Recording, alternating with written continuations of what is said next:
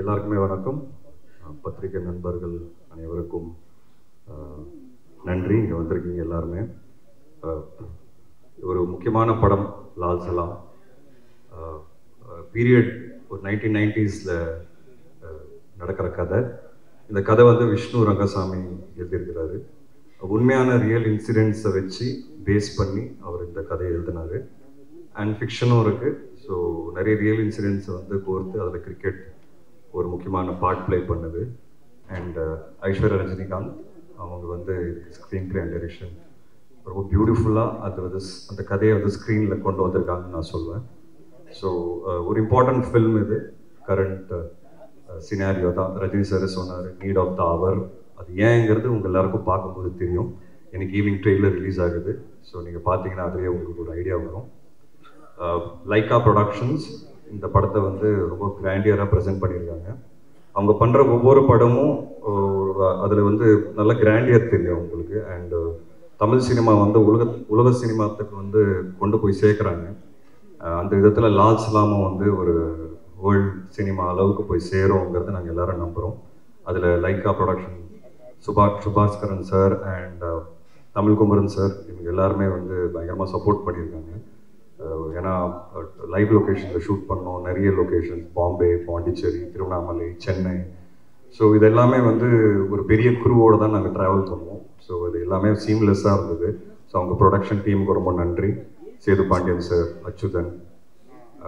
படத்தை வந்து red giant present பண்ணுறாங்க. அது என்னன்னு தெரியல. நான் எந்த படம் நடித்தாலும் ரெட் ஜெயண்ட்டை ரிலீஸ் பண்ணுறாங்க. ஆட்டோமேட்டிக்காக அங்கே போயிடுது. அந்த லக்கு எனக்கு இருக்குது. அண்ட் அவங்களோட பண்ணுற எந்த படமாக இருந்தாலும் ஹிட் ஆகும் எனக்கு. ஸோ அந்த விதத்தில் லால் சலாமும் கண்டிப்பாக மிகப்பெரிய ஹிட் ஆகும்னு நான் நம்புகிறேன். ஸோ உதயநிதி ஸ்டாலின் அவருக்கு வந்து எப்போவுமே ஒரு தேங்க்ஸ் என் சார்பாக. ஏன்னா எனக்கு வந்து 15 இயர்ஸ் முடிஞ்சிருக்கு இண்டஸ்ட்ரியில். அண்ட் 15 இயர்ஸ் ஜேர்னி வந்து யோசித்து பார்க்கும்போது ரொம்ப சில பேர் தான் என் கூட ரொம்ப ஸ்ட்ராங்காக ஒரு பில்லராக நின்னாங்க. அதில் உதயனா ஒன்று. ஸோ அவருக்கு எவ்வளோ தேங்க்ஸ் சொன்னாலும் பத்தாது. அண்ட் ஐஸ்வர்யா ரஜினிகாந்த் அவங்களுக்கு கண்டிப்பாக நான் மிகப்பெரிய நன்றி சொல்லணும். ஏன்னா எதாச்சும் இப்போ தான் எனக்கு 15 இயர்ஸ் முடிஞ்சிருக்கு. 15 இயருக்கு அப்புறம் ஒரு பெரிய கிஃப்டாக வந்து எனக்கு கொடுத்தது வந்து லால் சலாம். இது வந்து என்னோட ஜேர்னி வந்து என்னோட ஸ்ட்ரகிள்ஸை வந்து ரீவைண்ட் பண்ணி பார்க்கும்போது இன்னைக்கு அந்த கிஃப்ட் இவ்வளோ பெரிய கிஃப்ட் எனக்கு கிடச்சிருக்குங்கிறது உண்மையாக அவங்கனால தான் அது நடந்தது. ஏன்னா தலைவரோட ஒரு சீன் நடிச்சிட மாட்டோமா, தலைவரை பார்த்துட மாட்டோமாங்கிற நிறைய பேர் இயங்குவாங்க. ஸோ தலைவர் பக்கத்தில் தலைவர் கீழே ஒரு ஹீரோவாக வந்து இந்த வாய்ப்பு வந்து மிகப்பெரிய வாய்ப்பு. So it sums up my journey. நான் கிரவுண்டில் அவரை பார்த்தேன். அந்த டைமில் மேட்ச் பார்க்குறதுக்கு வந்தார். ஸோ அவர் அங்கே அன்றைக்கி பார்த்தேன். இப்போது நேரில் ஷூட்டிங் அப்போ பார்த்தேன். ஸோ அந்த ஃபீலிங் எனக்கு வேறு மாதிரி இருந்தது. அது கிரிக்கெட் படத்தில் நடிக்கணும்னு இருந்திருக்கு, நடக்கணும்னு இருந்திருக்கு. அண்ட் ஸோ யூனோ லைஃபோட ரொம்ப ஸ்பெஷல் மொமெண்ட்ஸ் வந்து எனக்கு இந்த படம் சார்பாக வந்து நிறைய என்ன சொல் மெமரிஸ் கிடச்சிருக்கு. நிறைய இமோஷன்ஸ் எனக்கு அட்டாச்சாக இருக்குது இந்த படத்தோட.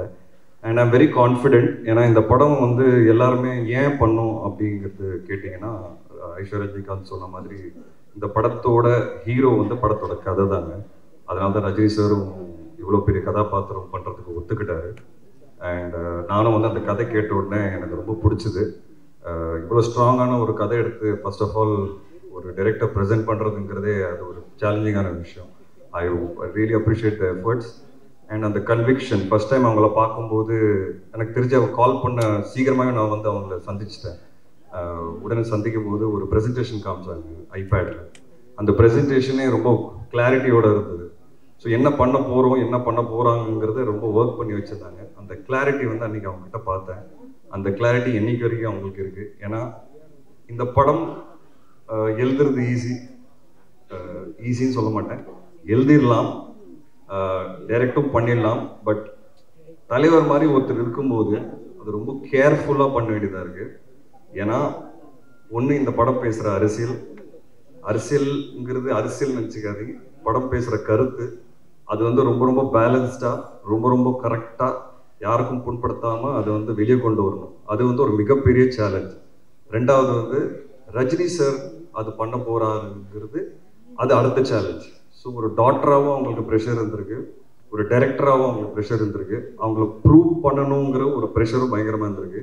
அண்ட் இவ்வளோ பெரிய கூட்டத்தை வந்து முயற்சி அவங்க வந்து இந்த விஷயத்தை கொண்டு வரணும் ஸ்க்ரீன்லங்கிறது I think hats off to her. I really want to appreciate her efforts. நான் நிறைய டார்ச்சர் பண்ணுவேன், நிறைய கேள்வி கேட்பேன். பட் ஒரு நாள் கூட சலிக்காமல் எனக்கு வந்து கரெக்டான பதில் கொடுப்பாங்க. எனக்கு ஒரு நாள் கூட ஸ்பாட்டில் டவுட்டுன்னு வந்தது கிடையாது. நான் கொஸ்டின்ஸ் கேட்பேன் தவிர்த்து எனக்கு டவுட்டுன்னு ஒரு நாள் கூட வந்தது கிடையாது. நான் ரொம்ப இன்வால்வ்டாக ஒர்க் பண்ணுவேன் ஆஸ் அன் ஆக்டர். சில பேருக்கு அதை பிடிக்கும், சில பேருக்கு பிடிக்காது. பட் அவங்க அதை ரொம்ப ஸ்போர்ட்டிவாக எடுத்துக்கிட்டாங்க. ஏதாவது கருத்து சொன்னால் கேட்டுக்கிறாங்க. அவங்களுக்கு கரெக்டுன்னு தோணுச்சுன்னா ஓகே, இல்லைன்னா ஸ்ட்ராங்காக நிற்பாங்க. எனக்கு அதுதான் அவங்களோட கேரக்டரில் ரொம்ப ரொம்ப பிடிச்ச விஷயம். அவங்க எவ்வளோ ஸ்ட்ராங்கான கேரக்டருங்கிறது உங்கள் எல்லாருக்கும் அந்த ஆடியோ லான்ச் அன்றைக்கே தெரிஞ்சிருக்கும். எவ்வளோ கிளாரிட்டியோட, எவ்வளோ கிளியராக, எவ்வளோ ப்ரிசைஸாக அவங்க என்ன பேசுனாங்கங்கிறது. அது வந்து அதுக்கு தைரியம் வேணும். அண்ட் அந்த தைரியம் அவங்ககிட்ட இருக்குது, அந்த வெறி அவங்ககிட்ட இருக்குது, அண்ட் அந்த டெடிகேஷன் அவங்ககிட்ட இருக்குது. அதனால இந்த படம் கண்டிப்பாக ஜெயிக்கும் நான் ரொம்ப ரொம்ப ஸ்ட்ராங்காக நம்புகிறேன். ரஜினி சார், அவரை பற்றி எவ்வளோ பேசினாலும் கம்மி. Is a great human being. அது ஏங்கிறது நான் இந்த இடத்துல சொல்லணும்னு நினைக்கிறேன். நிறைய பேர் அதை சொல்லாதீங்க வெளியேன்னு சொன்னாங்க, பட் அதை நான் பதிவு பண்ணணும்னு நினைக்கிறேன். இது கொஞ்சம் பர்சனல் தான் அது. ஸோ இந்த படம் வந்து நான் எனக்கு வரும்போது எனக்கு ஒரு ஃபோன் கால் வருது. என் பையனோட அம்மா என்கிட்ட பேசுகிறாங்க. நான் நீ இந்த படம் பண்ணுறியா அப்படின்னு கேட்டாங்க. உனக்கு எப்படி தெரியும் அப்படின்னு கேட்டேன். இல்லை ரஜினி சார் கூப்பிட்டாரு, இந்த மாதிரி உனக்கு வாய்ப்பு வந்ததா அப்படின்னு. ஆமாம் வந்திருக்கு. அவர் என்கிட்ட கேட்டார், ரஜினி, என் பையனோட அம்மாவோட பேர் ரஜினி. ஸோ ரஜினி, இந்த மாதிரி என் பொண்ணு சொல்லியிருக்கா விஷ்ணு வந்து இந்த கதாபாத்திரம் பண்ணால் நல்லாயிருக்கும், அங்கிள் நானும் அந்த படத்தில் நடிக்கிறேன், ஓகே அம்மா உனக்கு அப்படின்னு கேட்டிருக்காரு. அதை நான் மறக்கவே மாட்டேன். ஏன்னா அவர் இம்பார்ட்டன்ஸ் கொடுத்துருக்காரு பாருங்க ஃப்ரெண்டோட பொண்ணுங்க. அதுதான் என்னை பொறுத்த வரைக்கும் அவர் சூப்பர் ஸ்டாராக இருக்கிற காரணம். அந்த ஃப்ரெண்டை வந்து மதித்து, அந்த பொண்ணை மதித்து அவரை கூப்பிட்டு அதை கேட்டிருக்கிறாரு. இதை நான் சொல்லுமா வெளியே சொல்லிடக்கூடாதுன்னு எனக்கு தெரியாது, பட் நான் சொல்லணும்னு நினைக்கிறேன். என்னை பொறுத்த வரைக்கும் அவர் சூப்பர் ஸ்டார் இருக்கிறது காரணமே அந்த மனசு தான். அண்ட் அது வந்து நான் ரொம்ப பெருமைப்படுறேன் ஆக்சுவலாக. அது அவர் கேட்டாருங்கிறது, அந்த வேல்யூ வந்து கொடுத்துருக்காரு பாருங்க. So it is a very ரொம்ப இமோஷனல் ஃபில்ம். எனக்கு அங்கேருந்து தான் ஸ்டார்ட் ஆச்சு. அண்ட் என் பையனோட அம்மா விஷ் பண்ணாங்க, ரொம்ப சந்தோஷம். நான் அவர் சார்கிட்ட சொன்னேன், சார் அதெல்லாம் ஒன்றும் கிடையாது சார், சூப்பர் சார் அப்படின்னு சொன்னேன். ஸோ நீ ஆல் த பெஸ்ட், நல்லா பண்ணு அப்படின்னாங்க. ஸோ அதுதான் ரஜினி சார் என்னை பொறுத்த வரைக்கும். மற்றபடி ரஜினி சார் பற்றி நிறைய பேசலாம். அவரோட ஸ்டைல், கரிஸ்மா, அதுக்கு அடிச்சுக்கிறதுக்கு அதுக்கு எனக்கு தெரிஞ்சு அது அது ஒரு ட்ரீம் மாதிரிங்க. அவரை நேரில் அதை பார்க்கறதுங்கிறது ஒரு மிகப்பெரிய ட்ரீம். நம்ம எல்லாரும் வந்து பெரிய ஸ்க்ரீனில் பார்த்து கைத்தட்டி விசில் அடிச்சிருக்கோம். பட் அது நேரில் நாங்கள் பார்க்கும்போது, நானும் விக்ராந்த் வந்து அவர் ஃபர்ஸ்ட் ஷாட்டில் தங்கோரி உட்காந்துருந்தாரு. பாம்பேல எங்களுக்கு ஷூட்டு ஃபர்ஸ்ட் ஷாட்டே வந்து ஆக்ஷன் ஒரு சீக்வன்ஸ் சொன்னால் அதில் ஃபர்ஸ்ட் ஷாட் அவர் வாக் தான். ஸோ நாங்கள் 3 பேர் ஓரமாக சேரை போட்டு அந்த வாக்கை நேரில் பார்த்து ஒருத்தருக்குள்ளே பேசிகிட்டு இருந்தோம். பா என்னடா இப்படி இருக்காரு அப்படின்ட்டு. ஸோ அதான் அது அந்த மாதிரி நிறைய எக்ஸ்பீரியன்ஸஸ் இந்த படத்தில் வந்து அவரோட சாரோட வந்து நாங்கள் ஃபஸ்ட் கண்ணை முன்னாடி பார்த்தோம். அண்ட் விஷ்ணுனாலே நல்ல கதை, விஷ்ணுனாலே படம் ஹிட் ஆகும், விஷ்ணு நல்ல கதை ஆட்டோமேட்டிக்காக விஷ்ணு தேடி வரும், அதுதான் உங்கள் அடையாளம் அப்படின்னு சொல்லி ஒரு கான்வர்சேஷன் என்கிட்ட சொன்னார். ஸோ எனக்கு வந்து என் அடையாளத்தை காமிச்சிருக்கிறாரு நல்ல ஸ்கிரிப்ட்ஸ். ஸோ அதை இன்னமும் நான் எஃபர்ட் எடுத்து இன்னமும் நிறைய நல்ல ஸ்கிரிப்ட்ஸ் பண்ணுங்கிறது எனக்கு ஒரு கன்விக்ஷன் வந்திருக்கு. இவ்வளோ பெரிய சூப்பர் ஸ்டார் அதை அக்னாலேஜ் பண்ணும்போது நம்மளோட கான்ஃபிடென்ஸே வேறு லெவலுக்கு போகும். அது அவருக்கு பண்ணணும்னு அவசியமே கிடையாது, அதுதான் அவரோட மனசு. அந்த மனசுக்கு தான் அவர் இந்த இடத்துல நிற்கிறாரு. அண்ட் படத்தில் நிறைய ஆக்டர்ஸ் இருக்கிறாங்க, எல்லாருமே எனக்கு ரொம்ப ஃபேவரட். முக்கியமாக செந்தில் சாரோட ஃபஸ்ட் டைம் காம்பினேஷன். நான் வந்து ரஜினி சாரோட இதுக்கு முன்னாடி ஃபோட்டோ எடுத்திருக்கேன், பட் செந்தில் சாரை ஃபஸ்ட் டைம் நேரில் பார்த்தேன். அந்த முதல் நாளே வந்து நான் ஃபோட்டோ எடுத்து என்னோடய ஃபேமிலி குரூப்பில் போட்டேன். இந்த மாதிரி செந்தில் சார் கூடலாம் நான் நடிக்கிறேன், பயங்கர சந்தோஷம் எனக்கு அப்படின்ட்டு. ஒரு மிகப்பெரிய லெஜெண்ட் சார். அண்ட் குழந்த மாதிரி இருந்தார் ஸ்பாட்டில். அவரோட நடித்த நாட்கள்லாம் ரொம்ப ஹாப்பியாக, ரொம்ப பெருமையாக ஃபீல் பண்ணேன். ஒரு பயங்கர ஜாலியாக நாங்கள் எல்லோரும் உட்காந்து பேசிக்கிட்டு டைலாக் ப்ராக்டிஸ் பண்ணிட்டு பண்ணுவோம். அப்புறம் தம்பி சார் நீர்பறவைக்கு அப்புறம் இந்த படம் ஒரு திருப்பி நல்ல ரிலேஷன்ஷிப். அந்த படம் ஹிட் ஆன மாதிரி இந்த படம் கண்டிப்பாக மிகப்பெரிய ஹிட் ஆகும் நமக்கு. அண்ட் தொடர்ந்து நம்ம இன்னும் நிறைய படங்கள் பண்ணோம் சார். சாரோட திறமை, ஐ மீன் நாலேஜ் எல்லாருக்குமே தெரியும். ஸ்பாட்டில் உட்காந்து பயங்கரமான விஷயங்கள்லாம் பேசுவார், நாங்கள் நிறைய பேசுவோம் 2 பேரும். அண்ட் நிறைய அவர்கிட்ட இருந்து கற்றுக்கிட்டேன். அவரோட எக்ஸ்பீரியன்ஸஸ் ஷேர் பண்ணார். மூணார் ரமேஷ் அண்ணன் இந்த படம் மூலிமா எனக்கு வந்து ஒரு நல்ல நட்பு கிடைச்சிருக்கு, ஸ்ட்ராங்கான பர்சனாலிட்டி. அண்ட் அவர் எது பேசினாலும் ஒரு சென்ஸோட தான் பேசுவார். அது வந்து எனக்கு ரொம்ப பிடிச்சது. அவரை பற்றி அழட்டிக்க மாட்டார், கச்சாமுச்சான்னு பேச மாட்டார், எது சொல்ல வராரோ ரொம்ப கிளியராக தெளிவாக பேசுவார். இதெல்லாம் நாங்கள் லேர்ன் பண்ணுற ஒரு விஷயம். ஆஸ் அன் ஆக்டர் வந்து நான் எல்லாரோட நடிக்கும்போது இது நான் நிறைய லேர்ன் பண்ணுறேன். அப்புறம் தங்கதுரை சொன்ன மாதிரி நாங்கள் நிறைய ஓட்டணும் தங்கதுரையை. ஆனாலும் அவர் அசரலை. இப்போ பாருங்கள், ஸ்டேஜில் வந்து கூட 2 ஜோக் அடிச்சு தான் போனார். நாங்கள் வேணாம்னு சொன்னோம் கீழே இருந்து. அப்படி இருந்தோம் கேட்கல. என்ன சொன்னாலும் அவர் கேட்க மாட்டார். அவர் சொல்ல வேண்டிய ஜோக்கு அடிச்சுட்டு தான் போவார். அவர் ரொம்ப டார்ச்சர் பண்ணாருங்க எல்லாருக்கும் ஸ்பாட்டில். ஸோ தங்கதுரை கண்டிப்பாக இந்த படம் வந்து இந்த லவ் சாங்கில் வந்து உங்களை நடிக்க சொன்னாங்க. படத்தில் நான் லவ் பண்ணேன், அந்த ஸ்பாட்டில் நீங்கள் தான் லவ் பண்ணீங்க. நான் தெளிவாக பார்த்தேன், ரொம்ப க்ளோஸாக பார்த்தேன், பொறாமையும் பட்டிருக்கிறேன் நான். ஏன்னா நான் பேசவே மாட்டேன் ஹீரோயினோட. இவர் பார்த்தீங்கன்னா பேசினே இருப்பார் 24 hours. அந்த லுக்கும் பார்ப்பார், ஒரு ஓர கண்ணத்தில் ஒரு லுக்கு பார்ப்பார். அதெல்லாம் நான் நோட் பண்ணியிருக்கேன் தலைவா. ஸோ தங்கதுரை வந்து உண்மையாகவே லவ் பண்ணார் ஸ்பாட்டில். அண்ட் நிரோஷா மேம் ஒரு இவ்வளோ பெரிய artist. People like me, like I set, நம்மளால் வந்து ஒரு நல்ல வாய்ப்பு கிடைச்சிடாதா அப்படின்னு நினைக்கிறேன். அம்மா சினிமா பார்த்து வளர்ந்துருக்கோம். அண்ட் மேடம் மாதிரி ஒரு ஆர்டிஸ்டோட நடிக்கும்போது ஏதோ கரெக்டாக பண்ணிகிட்டு இருக்கிறோம், கரெக்டான பாதையில் போயிட்டு இருக்கோம். ஏன்னா இவ்வளோ எக்ஸ்பீரியன்ஸ் ஆர்டிஸ்ட் நம்ம பார்த்து வளர்ந்துருக்கோம். And today we are acting with தெம்ங்கிறது அது வந்து ஒரு பயங்கர ஹாப்பியான ஒரு ஃபீலிங் அது. So it was great to work with you. And Vivek Prasanna, எனக்கு தெரிஞ்சு நிறைய ஆக்ஷன் சீக்வன்சஸ் எங்களுக்கு இருக்குது படத்தில். அண்ட் ரொம்ப கஷ்டப்பட்டோம் 2 பேர் சேர்ந்து ஸ்டண்ட்ஸ் பண்ணும்போது. பாவம் ஐடிலாம் பட்டது அவருக்கு. ஆனாலும் இந்த படத்துக்காக அவர் ரொம்ப உழைச்சிருக்காரு. அண்ட் நல்லா பர்ஃபார்ம் பண்ணியிருக்கீங்க. படம் பார்த்துட்டு இருந்தாங்க. கண்டிப்பாக ஒரு நல்ல பேர் வரும் உங்களுக்கு. I am very confident about it. And கடைசியில் பெஸ்ட் ஃப்ரெண்ட், எல்லார் லைஃப்பில் ஃப்ரெண்ட்ஷிப் அது வந்து மிகப்பெரிய ரோல் ப்ளே பண்ணும். ஒரு பயங்கரமான ஃப்ரெண்ட் இருப்பான் எல்லார் வாழ்க்கையில். எனக்கு வந்து 2 பேர் இருக்காங்க. ஒன்று வந்து என் ஃப்ரெண்ட் சையத் முகமது, அது நான் முன்னாடி பேசியிருக்கேன் அவரை பற்றி. இன்னொன்று வந்து விக்ராந்த், சினிமாவில் விக்ராந்த். ஸோ என்னோட struggles, ups downs, personal life, வீட்டில் இருக்கிற பிரச்சனைகள் எல்லாமே ஷேர் பண்ணியிருக்கோம். ஒருத்தரோட நாங்கள் ஷேர் பண்ணியிருக்கோம். அண்ட் எஸ்பெஷலி நான் படுற கஷ்டம் சினிமாவில் ஒவ்வொரு படத்தில் வந்த புதுசில் இந்த ஓப்பனிங் வருமா, ஆள் வருவாங்களா. ஏன்னா எங்களை மாதிரி ஆளுங்களுக்கு அந்த மாதிரி ஸ்டார்ட் பண்ணும்போது அந்த ஓப்பனிங்கிறது ஒன்று ஈவினிங் ஷோவில் தான் டாக் ஆரம்பிக்கும்.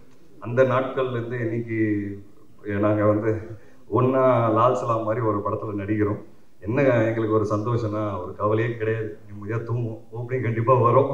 அது எங்கனால இல்லைன்னு எங்களுக்கு தெரியும், தலைவர்னால தான். ஆனால் இந்த வாட்டி ஃபர்ஸ்ட் டைம் என்னோட ரிலீஸஸில் நான் ரொம்ப நிம்மதியாக தூங்க போகிறேன். நைட்டு காலையில் தேட்டரில் கூட்டம் வந்துடும், வந்து படம் பார்த்தாங்கன்னா இது கண்டிப்பாக ஹிட் ஆகுங்கிறது எனக்கு ஒரு பெரிய நம்பிக்கை இருக்குது. ஏன்னா படத்தோட கண்டென்ட் அப்படி இருக்கும். ஸோ இந்த ஒரு நம்பிக்கையோட தான் நாங்கள் இருக்கிறோம். அண்ட் இந்த ஆப்பர்ச்சுனிட்டி கொடுத்ததுக்கு ஐஸ்வர்யா மேம் தேங்க்ஸ் சொல்லணும். ரஹ்மான் சார் வந்து அவரோட படத்தில் வந்து ஒரு அழகான ஒரு சாங் கிடச்சிருக்கு எனக்கு. ஏப்புள்ள சாங் ரொம்ப ஸ்பெஷலான சாங் எனக்கு. என்னோட ஃபேவரட் பார்த்தீங்கன்னா அன்பாலனே சாங். அது வந்து நான் டெய்லி போட்டு 10 வாட்டி கேட்டுட்டு இருக்கிறேன். ரொம்ப நல்லா இருக்கும், ரொம்ப இமோஷனலாக இருக்கும். அதோட சீக்வன்ஸ் நீங்கள் விஷுவலில் பார்க்கும்போது பார்ப்பீங்க, சூப்பராக இருக்கும் அதோட விஷுவல்ஸ். எனக்கு தெரிஞ்சு இந்த படத்தோட ஹைலைட்டே அந்த பாட்டாக தான் இருக்கும். ரஜினி சார் ஒரு ஆக்டராக அதில் வந்து பயங்கரமாக பெர்ஃபார்ம் பண்ணியிருக்கிறாரு. அண்ட் அது பார்த்து அந்த சாங் கேட்டோடனே எனக்கு ஒரு மாதிரி இமோஷன் ஆகி கண்ணெலாம் கலங்கிடும். Because I know the visuals நீங்கள் யாரும் பார்க்கலன்னு நான் பார்த்துருக்கேன். ஸோ சூப்பரான song. So Rahman sir is a big backbone to the script. And அவரோட படங்கள் அவர் கூட வந்து சேர்ந்த படங்கள் பண்ணணுங்கிறது நிறைய ஆசை இருக்குது. அது ஒரு ஆரம்பமாக பார்க்குறேன் லால் சலாம. அண்ட் போகிறதுக்கு முன்னாடி நான் ஒரே ஒரு விஷயம் சொல்லணும்னு ஆசைப்படுறேன். கொஞ்ச நாள் முன்னாடி நான் வந்து ஒரு ட்வீட் போட்டேன், இந்த பாரத் இந்தியா அப்படின்னு சொல்லி பேர் மாறுது அப்படின்னு சொல்லி ஒரு ரூமர்லாம் வந்தது. அப்போது எனக்கு திடீர்னு ஒரு திங்கிங், சின்ன வயசுலேருந்து இந்தியா பாரத் இந்தியா எல்லாம் ஒன்று தானே, ஏன் திடீர்னு பேர் மாற்றோம் அப்படின்னு சொல்லி எனக்கு தோணுச்சு. அதை நான் பதிவு பண்ணேன். அந்த பதிவு வந்து ஒரு ட்வீட்டாக பண்ணும்போது அது பயங்கரமாக வைரல் ஆகி பயங்கரமான கமெண்ட்ஸு. ஏன்னா இது வரைக்கும் பார்த்தீங்கன்னா என் லைஃப்பில் நான் அரசியல் சார்ந்த எந்த விதமான ஒரு ஒப்பீனியன் போட்டதே கிடையாது. ஏன்னா எனக்கு அரசியல் பற்றி எதுவுமே தெரியாது, சுத்தம் ஜீரோ நாலேஜ். இது ஒரு இந்தியன் சிட்டிசனாக எனக்கு என்ன தோணுச்சுன்னு அதை நான் பதிவு பண்ணேன். எனக்கு தப்பாக தெரியல, என் ஒப்பீனியன் நான் சொல்லணும்னு ஆசைப்பட்டேன். ஆனால் அதுக்கு வந்து எதிர்ப்பு இருக்குல்ல, 2 நாளில் நான் ஆன்டி இந்தியன் ஆகிட்டேன், நான் ஆன்டி ஹிந்து ஆகிட்டேன், நான் ஆன்டி ஆன்டி ஆன்டி நிறைய ஆகிட்டேன், ப்ரோ நிறைய ஆகிட்டேன். உடனே என் ஒய்ஃப் வந்து ஆக்சுவலாக ஹாஃப் சைனீஸு. ஸோ நான் இந்த ஊரே இல்லை அப்படின்ட்டாங்க. ஏன்னா என் ஒய்ஃப்னால நான் அதை பேசிகிட்டு இருக்கேன்ட்டாங்க. எனக்கு ஒன்றுமே புரியல. என்னால் ஏன் ஒரு பதிவு வந்து ஏன் இவ்வளோ ஒரு எதிர்ப்பு அப்படின்னு யோசிக்க ஆரம்பித்தேன். ஹேட்ரட், இவ்வளோ ஹேட்ரட் ஏன் இப்படி இருக்கும் நம்ம எல்லாரும் யோசிச்சோம். ஒருத்தருக்கு ஐடியாலஜி மாறலாம், இல்லை ஒருத்தருக்கு ஒப்பீனியன் மாறலாம். அந்த ஒப்பீனியன் நம்ம ரெஸ்பெக்ட் பண்ணிட்டு போகணும். அப்படி தானே, அதுதான் ஹியூமனிட்டி. எனக்கு ஒரு விஷயம் பிடிச்சிருக்கு, எனக்கு ஒரு விஷயம் பிடிக்கல. ஓகே, உனக்கு ஒரு விஷயம் பிடிச்சிருக்கு, அது பிடிக்கல. ஜஸ்ட் பிகாஸ் எனக்கு பிடிச்சிருக்கிறது உனக்கு பிடிக்கல அப்படிங்கிறதுக்காக நான் உங்களை இறக்கி பேசக்கூடாது. This is what I faced. And எனக்கு அது ரொம்ப ஸ்ட்ரேஞ்சாக இருந்தது. இப்போ நம்ம நாட்டில் பார்த்தீங்கன்னா நிறைய ஹேட்ரட் இந்த மாதிரி பயங்கரமாக பரவிட்டு இருக்கு, எஸ்பெஷலி சோஷியல் மீடியா.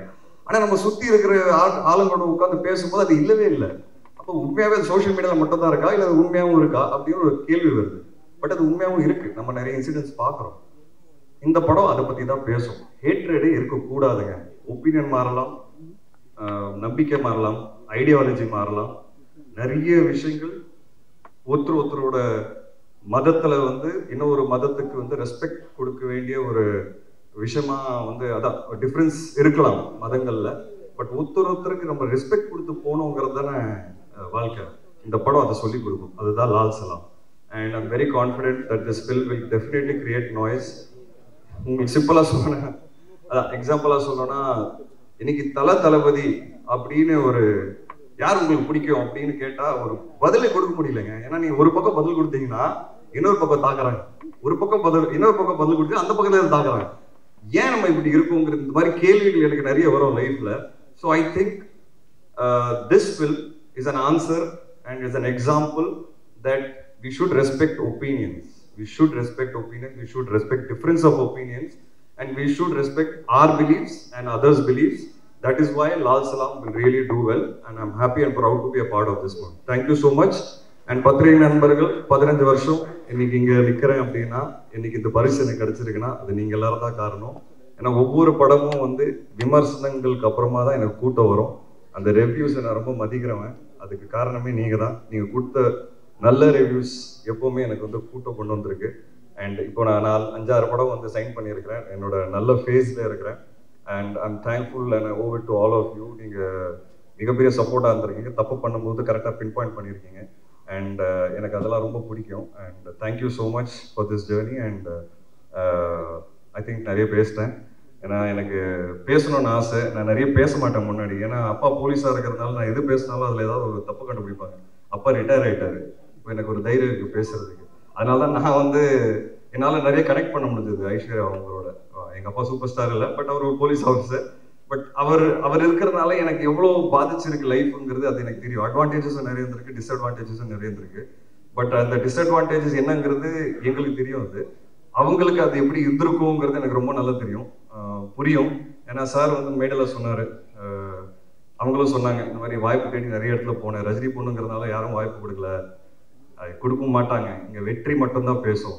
அந்த விதத்தில் ஐஸ்வர்யா ரஜினிகாந்த் இந்த படம் கண்டிப்பாக வெற்றி கிடைக்கும். அவங்க ப்ரூவ் பண்ணுவாங்க, இன்னும் நிறைய படம் பண்ணுவாங்க. வெற்றிக்கு மட்டும் தான் இங்கே மதிப்பு. And you will definitely win. Thank you so much. Thank you.